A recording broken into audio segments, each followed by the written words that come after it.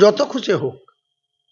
ওরকম তো ওই একজন কোরআন নিয়ে ওই একজন বিজেপির অসীম সরকার 100টা এফআইআর হয়েছিল, এই মমতা ব্যানার্জির সরকার তার লোম ছিঁড়তে পারেনি। তো আমার বিরুদ্ধে 1000 এফআইআর হোক। বাবরি মসজিদ আমার ট্রাস্টির নামে খরিদ করার জায়গায় করছি, কারো ক্ষমতা থাকলে রুখে নেবে, আমার জিন্দেগি চলে যাবে। 10টা মেরে তারপরে হুমায়ুন কবির মরবে। হুমায়ুন কবিরের জিন্দেগি যে কোনো টাইমে চলে যেতে পারে, কিন্তু 10 জনকে আগে কবরে পুঁতবো, তারপরে হুমায়ুন কবির কবরে যাবে। ওরকম যে খুশি এফআইআর করতে পারে, যা খুশি করতে পারে। কেন্দ্রীয় মন্ত্রী আইন প্রণয়নকারী সদস্য পার্লামেন্টের, ওনাকে আইন ওখানে মেজরিটি আছে, ওনাদের মন্ত্রিসভা থেকে বলুন যে ভারতবর্ষের সংবিধানে কারো মন্দির করা মসজিদ করা যাবে না, সেটা ওনারা আইন করে যেটা ঘোষণা করুক, তখন ভাবা যাবে। সুপ্রিম কোর্ট বাবরি মসজিদ মানা করেনি কোথাও। 2019 সালের যে নির্দেশ, তাতে সুপ্রিম কোর্ট বলেছে বিতর্কিত ল্যান্ড রামলীলাকে দেওয়া হয়েছে, সেখানে রাম মন্দির হয়েছে। তাহলে কেউ যদি তার নিজস্ব ল্যান্ডে, আমার পুত্র সন্তান হলে আমি সাদ্দাম নাম রাখবো না বাবর নাম রাখবো না হুমায়ুন নাম রাখবো না শাহজাহান রাখবো, এটা আমার বিষয়। कौन बोलने वाला है जो योगी आदित्यनाथ मुझे बोलेंगे? कौन बोलने वाला है? अर्जुन सिंह बैरकपुर पेয়েছে মুর্শিদাবাদ, এটা মুর্শিদাবাদের মাটিতে দাদাগিরি করলে পুঁতে দেবো অর্জুন সিংকে, একদম আস্ত পুঁতে দেবো। আসুক না, লাখ লাখ লোককে অর্ডার দিয়ে দেবো অর্জুন সিংকে একবারে জ্যান্ত, যেমন এদের একটা বৈরাগ্যদের মৃত্যু হলে খাড়া করে পুঁতে, অর্জুন সিংকে খাড়া করে গর্ত করে পুঁতে দেবো। হ্যাঁ, কালকে 10টার সময় হবে। হ্যাঁ বলিয়ে। হ্যাঁ, বাবরি যাত্রা, বাবরি মসজিদ হচ্ছে, অনেক বিরোধিতা হচ্ছিল, তারা বলছিল বাবরি মসজিদ করতে দেব না, করবে না, করতে পারবে না। বাবরি মসজিদের তো আনুষ্ঠানিকভাবে আজকে লাখো লাখো মানুষের সামনে আমাদের বেশ ঢালাই শুরু হয়ে গেছে, কাজ চলছে, কেউ রুখতে পারেনি। আগামী দিনে বাবরি মসজিদের গোটা ভারতবর্ষের মানুষকে আরো জানানোর জন্য বাবরি যাত্রা হবে।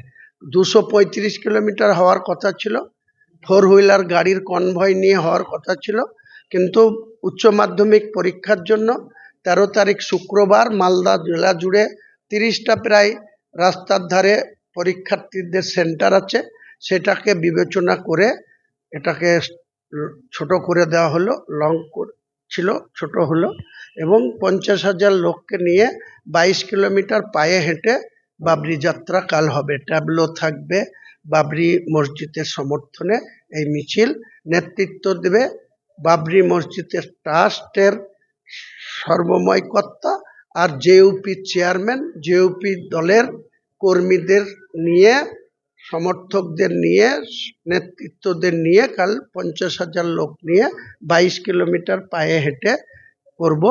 পরে নেক্সট টাইম 200 গাড়ির কনভয় নিয়ে আবার পলাশী থেকে ওই ইটাহার যাব।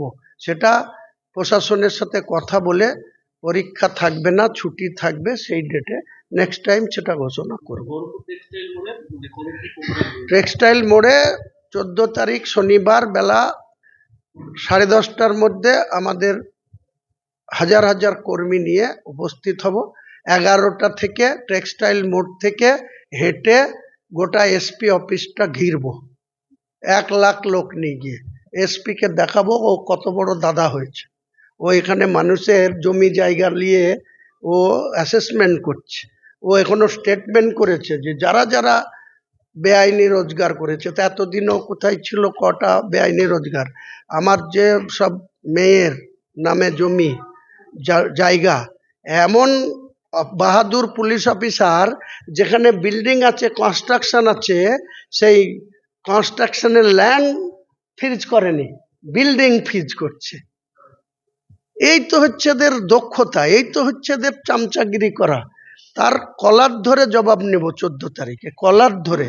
আর ওই অতনু দাস কি করে লালগোলার মুসলিমদের উপরে এত অত্যাচার করে, 50টা মুসলিম ফ্যামিলির লাইফ শেষ করেছে। 20 কোটি টাকা বেআইনিভাবে ওই মাদক ব্যবসায়ীদের কাছ থেকে টাকা তুলেছে। তার বিরুদ্ধে মমতা ব্যানার্জি যতক্ষণ ব্যবস্থা না নেবে, পশ্চিম বাংলার এই মুর্শিদাবাদ জেলার আইন শৃঙ্খলা কোন জায়গায় পৌঁছাবে তার জন্য দায়ী মুখ্যমন্ত্রী থাকবে। কটা গুলি আছে চালাবে, আর আমাদের কত লোক আছে। বাংলার সকেটের তো কোনো আওয়াজ শুনেনি। যখন আমাদের উপরে গুলি আসবে, আমরাও বাংলার সকেট দিতে যখন চার্জ করতে বলবো, সেদিন বুঝে নেব কে কোথায় থাকে। আপনার বিরুদ্ধে থানায় অভিযোগ দায়ের হয়েছে, হুমায়ুন কবির কোনো কিছুতে দমবে না। যতক্ষণ হুমায়ুন কবিরকে উপরওয়ালা না দমাবে, কোনো মতেই দমার পাত্র হুমায়ুন কবির না। উপরওয়ালা যেদিন মনে করবে হুমায়ুন কবিরকে ডেকে নেবে, স্বেচ্ছায় কবরে চলে যাবে, কোনো পরোয়া করে না।